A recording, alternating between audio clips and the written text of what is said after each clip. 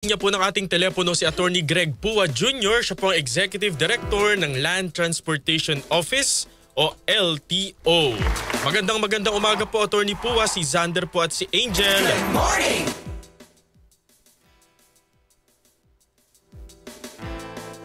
Attorney Greg, good morning po. Good morning. Naputol yata tayo. Balikan na lang natin. Si Ang Attorney. taas pa man din ang energy ko. Ulitin mo ulit. Ulitin ko nga mamaya. Ang dami ko pa man din pinindot ng mga stinger. Ulitin mo. Kasi meron silang, ayan na partner. Ito na, malapit. Ayan, oo.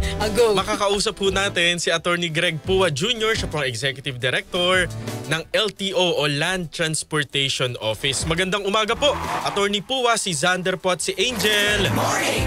Magandang umaga po Sir Angel, Ma'am Angel and Sir Sander po. Magandang umaga rin po sa lahat po na nakikinig po sa inyo. Opo, at salamat din po sa pagpapaunlak sa ating programa. Thank you, sir. Opo, basta po kayo po, Sir. Wow, sir, unang katanungan, kamusta po yung mga isinasagawa po ninyong mga inspeksyon sa ating mga terminal, lalong-lalo na po ngayon na nagsisiuwian na yung ating mga kababayan sa mga lalawigan para doon po gunitay ng undas? Opo, Ma'am Angel, ito po, tuloy-tuloy po. Nagsimula po tayo dyan last week. Iniikot po natin lahat ng terminal ng mga bus operators sa abot ng atin po makakaya. Chine-check po natin yung mga bus, mga jeeps na babiyahe po ng papunta ng probinsya. Tingtignan po natin kung roadworthy pa ba yung sasakyan, yung gulong, yung tail light, halos lahat po chine-check po natin para po masigurado na yung biyahe po ng ating mga kababayan pauwi ng kanilang mga probinsya ay maging ligtas. Bukod po doon, ay bine-breath analyzer din po natin, alcohol breath analyzer din po natin yung mga drivers. Titignan po natin baka po nakainom man sa gabi na makaaring makaapekto pa rin po sa pagmamaneho nila at nagkakandak din po kami ng drug testing para po masigurado po na maging ligtas po ang ating mga kababayan sa kanilang pag-uwi.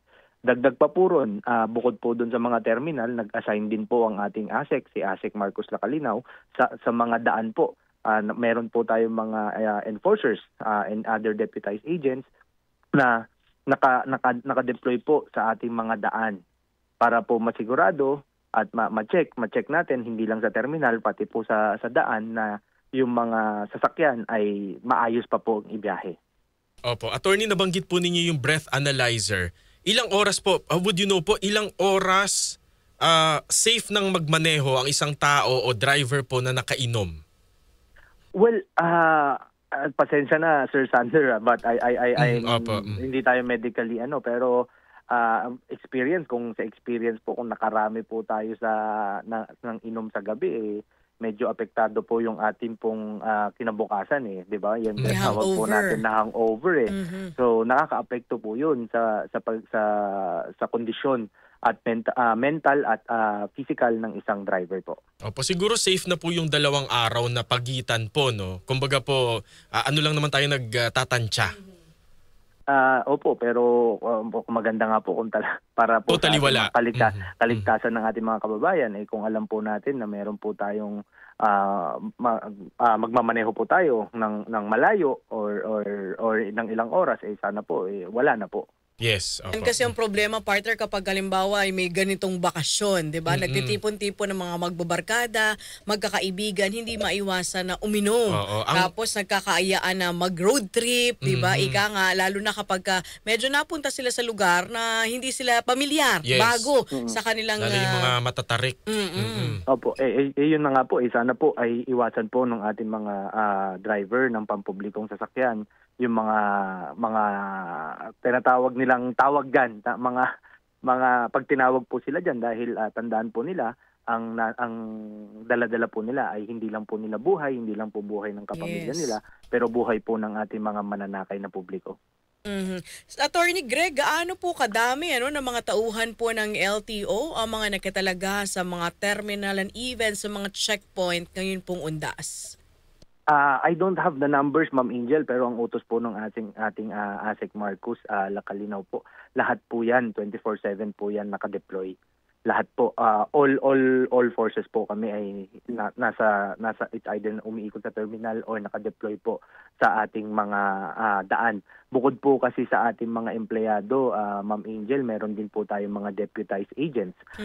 Kamakailan lang po, I think yesterday, kinausap naman po ng ating ASEC Marcus yung pong mga deputized agents natin sa mga expressways para naman po makatulong din sila na masigurado na ligtas ang biyahe ng ating mga kababayan. Opo, binanggit po ninyo, Attorney Puwa, yung direktiba po ni LTO Chief Lacanilaw na magtalaga rin po ng mga LTO personnel sa mga lansangan o kaya po sa mga terminal. Ano po yung kanilang magiging tungkulin? Parang along the way, papara ba sila ng mga bus for random inspection? Ganun ho ba? Meron pong ganun. Meron din po tayong nakatalaga para po sa road assistance dahil yun na rin po ang bukod po doon sa direktiba po ni ASEC Marcus, yun din po ang utos ng ating pong Secretary Giovanni Lopez na siguraduhin po na maging ligtas at lahat po ng pangangailangan ng ating mga mananakay at nauuwi ng probinsya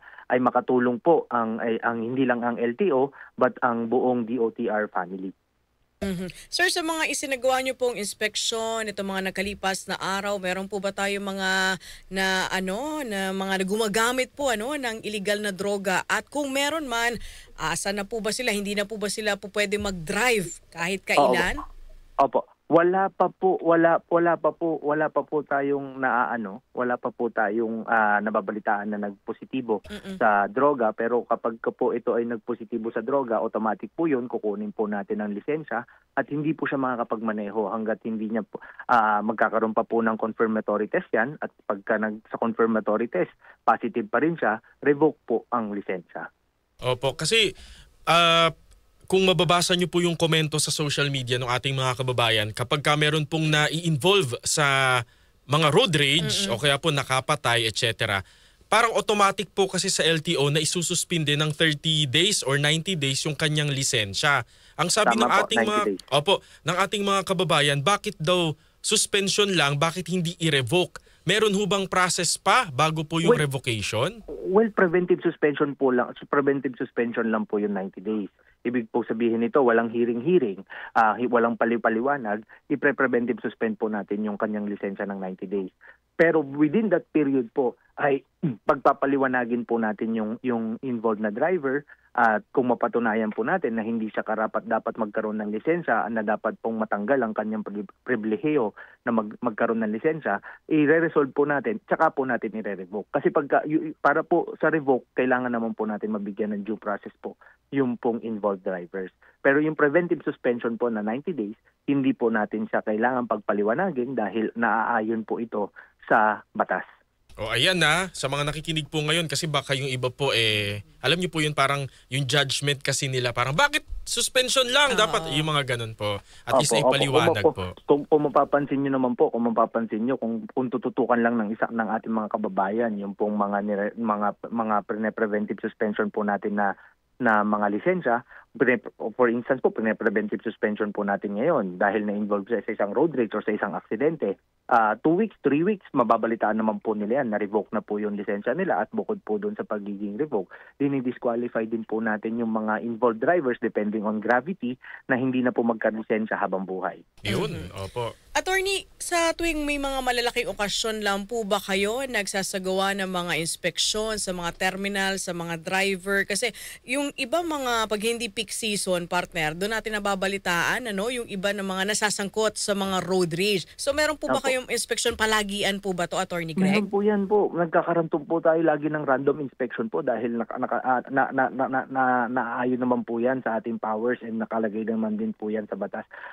na ating obligasyon. Kaya po yung pong mas nakikita lang po dahil talagang full force po tayo, pero kahit po walang okasyon ay talaga pong umiikot ang LTO at ang DOTR family, alinsunod na rin po sa utos po ng ating Secretary Giovanni Lopez. Opo. Papaano po ba masasabi na ang isang sasakyan po ay roadworthy o maaari pang bumiyahe? Opo, makikita naman po natin yun. Meron po tayong mga guidelines, may mga criteria po tayo na tinitignan sa sasakyan, sa gulong, sa ilaw, sa makina, sa ilaw, taillight, marami po tayong mga criteria na tinitignan para po makita, makapag-desisyon tayo right there and there na wag mo nang idahe ito dahil hindi naligtas. Kahit po halimbawa po ang pundido po ay isang fog light lang kunwari. Opo, makaka-apekto po yan sa safety dahil pag ito po ay umulan, makaka-apekto po yun sa pagmamaneho nung driver. Opo. So, sorry, curious lang ako. Paano po yun kung halimbawa may nakasakay ng mga pasahero dun sa bus wala na... po. Hindi po natin papayagan. So Kumbaga, parang until ayusin po, until ayusin. Opo, hindi po natin pwedeng isugal ang kaligtasan ng ating mga kababayan. Tama naman. Attorney, yung mga kasama po ba sa inyo ini-inspect, tinitignan, yung mga CCTV sa loob ng bus, yung mga and even yung mga pinapanood sa bus kasi minsan may mga reklamo tayong natatanggap, attorney, kung ano-ano daw na pinapalabas habang bumabiyahe po. Opo, at atin din po yung tinitignan at pag may nakita nga po tayo na hindi dapat hindi dapat gawin ay nakikipag-coordinate po tayo sa LTFRB para naman po mapagpaliwanag yung mga operators at para mapagpaliwanag sila bakit hindi dapat i-revoke o isuspinde ang kanilang mga prangkisa. Tsaka yung karelyebo. Tama po ba, attorney? Ilang oras dapat ang biyahe para makonsidera na magkaroon siya ng karelyebong driver? Opo, meron pong circular ang LTFRB diyan. I am not just sure, parang 8 hours po na dapat may karelyebo na. Hindi lang po tayo sigurado pero meron pong regulasyon ang LTFRB diyan at pag may nakita nga po tayo na violation, nakikipag-coordinate po tayo sa LTFRB para naman po mapagpaliwanag ang operator. Opo, saklaw po ba ng LTO yung pag-inspect kung kolorum po yung mga PUV? Opo, sa atin po yun dahil po nasa sang-ayon, nakalagay po yan sa JAO, ating Joint Administrative Order 2014-001 na pinirmahan po ng mga head po ng DOTR, LTFRB and LTO noong 2014. Kasama po yan sa mga tinitingnan po ng LTO dahil po hindi po ligtas ang mga kolorum na ito dahil unang-una wala po yan insurance. Kapag may nangyari po yan ay kawawa naman po ang ating mga kababayan. Speaking of kolorum, partner, parang napapansin ko to minsan yung mga van, yun ang madalas na parang kolorum kasi wala silang label dun sa gilid ng kanilang sasakyan. Tapos attorney, meron silang mga radyo doon sa loob ng kanilang van. Nag-uusap sila kung saan pwedeng dumaan para makaiwas sa mga checkpoint. Opo. Tama po 'yan, Ma'am Angel, pero tayo po nakikita naman po natin 'yan. In fact, we can stop every vehicle naman po kung may paghihinala po tayo na ito po ay kolorum. At marami po tayong nahuhuli ng mga vans. Tulad nga po nung sinabi niyo, walang label, it looks like private pero pag pinara na po namin at in-interview po natin yung mga pasahero ay lumalabas po ang katotohanan na nagbabayad nga po sila para po madala sila sa kanilang patutunguhan. Opo. Saklawin nyo rin ho ba yung tamang pag-uugali po ng mga driver? Yun pong halimbawa kung paano po sila makitungo sa mga pasahero, lalo po ngayon na peak season, baka marami po ang uminit ang ulo. Opo. Kung matatandaan niyo po, meron po kaming ni-revoke na lisensya ng isang TNVS driver na tinakot-takot nga po yung kanyang pasahero at sasaksakin pa daw po. Ayun po, ina-actionan po natin dahil po yung driver's license, hindi lang po yung pagmamaneho ang ating pong tinitignan. Pero yung kanilang pag-uugali, characteristics na sumunod sa batas at sumunod sa batas trapiko at ibang batas na makikita po natin kung dapat po silang magpatuloy or bigyan ng pribilehiyong magkaroon ng lisensya. Ayun. So siguro paalala na lamang po, attorney, sa ating mga kababayan na babiyahe, uuwi sa mga lalawigan ngayon pong undas. Opo, at para po sa ating mga kababayan, paalalahanan lang din po namin kayo, alinsunod po sa pag-utos po, alinsunod po sa direktiba po ng ating Secretary Giovanni Lopez at ating ASEC Marcos Lacalinaw. I-check po natin ang ating mga sasakyan, huwag po nating isugal na ibiyahe na pwede pa yan. Wag na pong ganung pag-uugali dahil tandaan nyo po, sa mga private vehicles, ang mga sakay nyo po ay kapamilya nyo, buhay ng kapamilya nyo.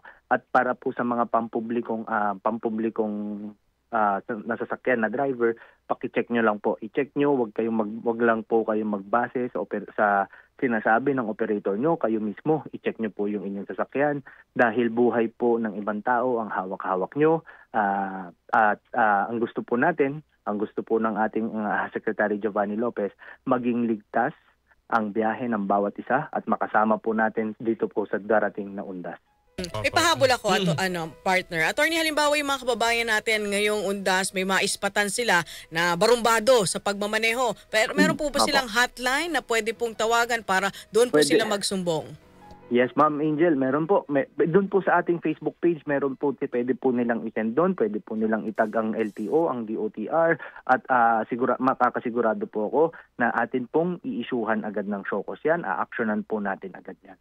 Ayaw na po natin ng mga ganito. Ang sabi nga po nung ating assistant, Sec Marcus, tama na po yung mga siga dyan sa daan. Correct. Tama na, no? Panahon na para wakasan yung mga siga sa daan. Maraming salamat po. Thank you, Attorney Greg. Huwag ka magsasawa. Opo, thank you po, Sir Sander, Ma'am Angel. Salamat po. Si Attorney Greg Pua Jr., siya po ang Executive Director ng LTO, Land Transportation Office, para po sa ating Alaala 2025.